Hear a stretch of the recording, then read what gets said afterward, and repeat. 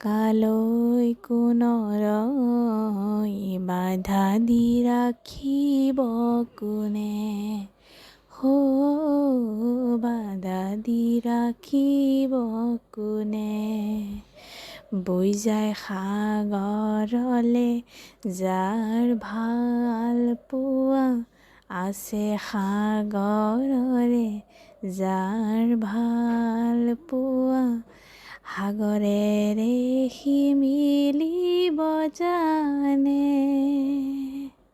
নমস্কাৰ বন্ধু বান্ধৱীসকল, আকৌ এটি নতুন ভিডিঅ'লৈ আপোনালোক সকলোকে স্বাগতম জনাইছোঁ।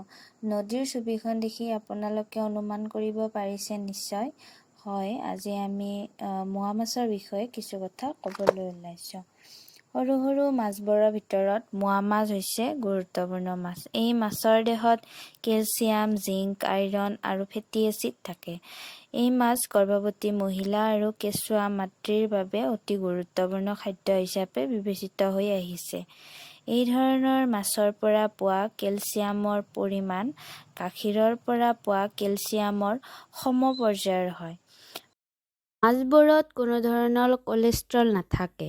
চকুৰ লগতে ছালৰ বাবেও এই সৰু মাছ ভাল বুলি সকলোৱে কয়। মোৱা মাছৰ বৈজ্ঞানিক নাম হৈছে ইণ্ডিয়ান কাৰ্পলেট। এই মাছবিধ জীৱিত অৱস্থাত খোৱাৰ উপৰিও শুকান মাছ প্ৰস্তুত কৰিও খাব পাৰি।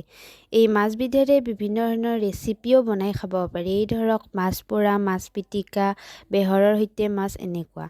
এই মাছবিধ নৈ, বিল, পুখুৰী, নলা, ধাননি পথাৰ আদি সকলোতে বহুলভাৱে বসতি কৰা দেখা পোৱা যায়।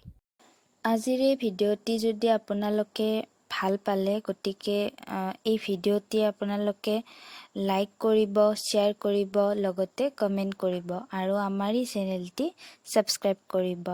ধন্যবাদ।